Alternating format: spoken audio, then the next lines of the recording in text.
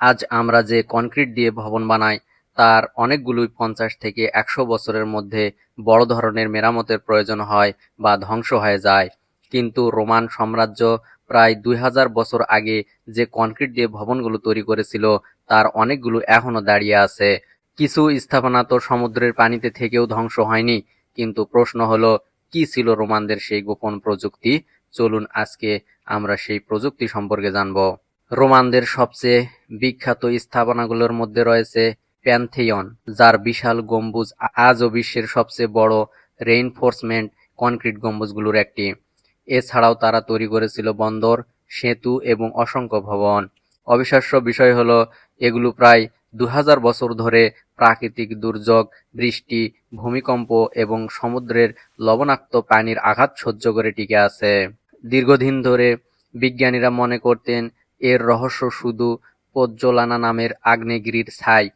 এই ছাই চুনের সঙ্গে মিশে এমন রাসায়নিক যৌগ তৈরি করত যা কনক্রিটকে সাধারণ কনক্রিটের তুলনায় অনেক বেশি টেকসই করে তুলত।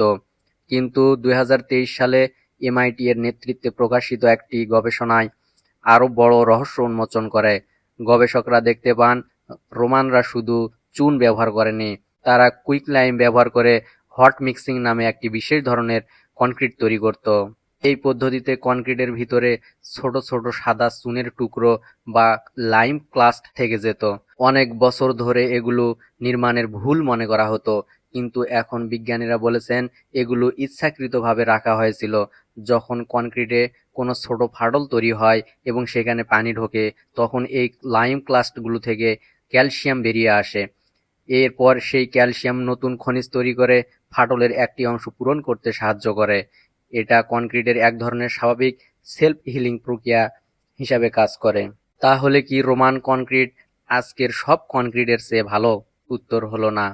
বিষয়টি এতটা সহজ নয়।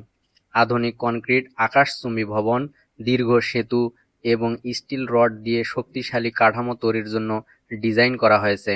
অন্যদিকে রোমান কনক্রিটের বড় শক্তি ছিল দীর্ঘমেয়াদী স্থায়িত্ব, বিশেষ করে মোটা দেওয়াল, গম্বুজ এবং সামুদ্রিক স্থাপনায়। তাই দুই ধরনের কনক্রিট ভিন্ন ভিন্ন উদ্দেশ্যে তৈরি। আজ বিশ্বের অনেক গবেষক রোমানদের এই প্রযুক্তি থেকে অনুপ্রাণিত হয়ে আরও টেকসই এবং পরিবেশ বান্ধব কনক্রিট তৈরি করার চেষ্টা করছেন। হয়তো অদূর ভবিষ্যতে শহর গড়তে আমাদের আবার ফিরে তাকাতে হবে প্রায় 2000 বছর আগের রোমান প্রকৌশলীদের দিকে।